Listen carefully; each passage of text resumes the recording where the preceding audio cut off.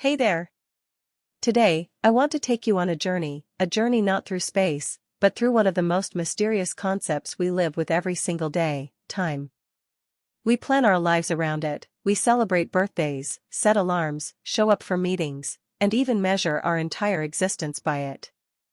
But have you ever stopped to ask yourself, what is time? Is it something real? Or is it just a convenient illusion created by our minds to make sense of change? Let's start with a simple observation. Have you ever noticed how time can feel fast when you're having fun, but unbearably slow when you're waiting in line or sitting in traffic? That's already a clue that time might not be as solid or constant as we think. If time were completely fixed, shouldn't we all experience it the same way? So what is time? At first glance, time seems like a simple, straight arrow, from the past, through the present, into the future.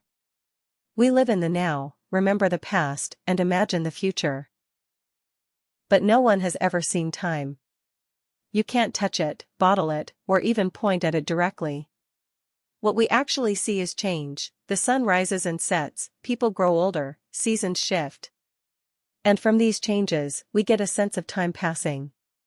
Now, let's step into the world of physics. In classical Newtonian physics, time was treated as an absolute, straight line.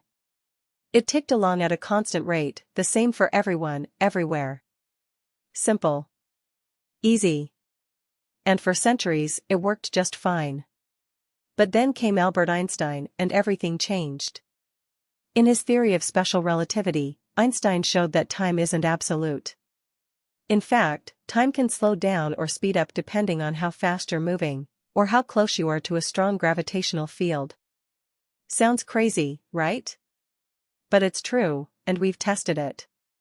Imagine two identical twins. One stays on Earth. The other boards a spaceship and travels close to the speed of light.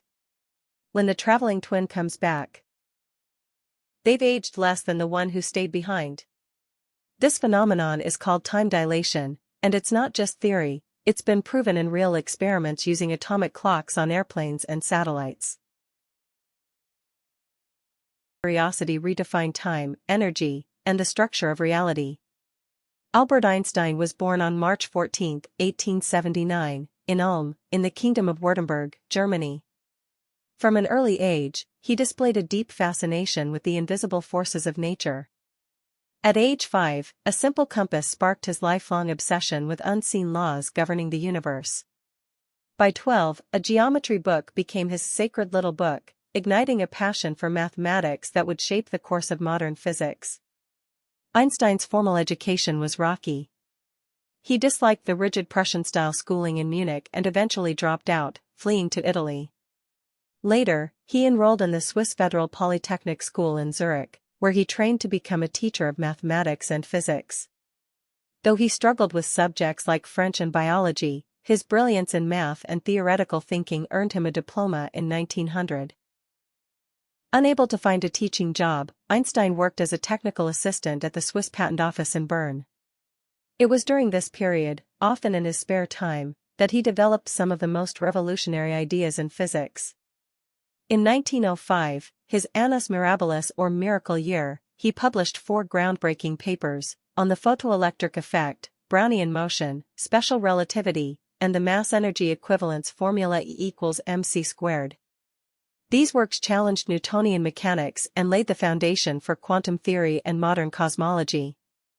In 1915, Einstein introduced the general theory of relativity, proposing that gravity is not a force but the curvature of spacetime caused by mass. This theory was confirmed in 1919 during a solar eclipse, when light from distant stars was observed bending around the sun, just as Einstein had predicted. The discovery catapulted him to global fame. Einstein's influence extended beyond science. He was a vocal advocate for civil rights, pacifism, and international cooperation. He fled Nazi Germany in 1933 and settled in the United States, where he joined the Institute for Advanced Study in Princeton. Though he supported the initial investigation into nuclear fission, he later condemned the use of atomic weapons and became a leading voice for peace and global governance. In his later years, Einstein sought a unified field theory to merge gravity and electromagnetism, a quest that remained unfinished. He rejected the probabilistic nature of quantum mechanics, famously declaring, "God does not play dice with the universe." Despite growing isolation from mainstream physics, his legacy endured. Einstein died on April 18, 1955, in Princeton, New Jersey. He left behind not just equations and theories, but a philosophy of wonder, imagination, and intellectual courage. His name became synonymous with genius, and his ideas continue to shape our understanding of reality. If this journey through Einstein's life inspired you, don't forget to like and subscribe. Even the GPS in your phone has to account for this. Satellites in orbit experience time slightly slower than we do on Earth because they're moving fast and are farther from Earth's gravity. If we didn't correct for that, your GPS location would be wildly off. So, if time can change, slow down, or speed up depending on where and how you are, can we still say it's real? Or is it just something we invented to keep track of events? This is where things get really interesting. Many modern physicists believe that time may not be fundamental at all. In some advanced theories, like quantum gravity or string theory, time doesn't even appear in the core equations. Instead, it seems to be something that emerges from other properties of the universe, like energy, space, and entropy. Let me give you an example. Think of a movie. When you watch it, the story flows smoothly from one scene to the next. But in reality, it's just a sequence of still frames. Your brain fills in the motion. What if our reality is like that too? What if the universe is just a collection of moments, like frames of a film, and our minds are stitching them together to create the illusion of time?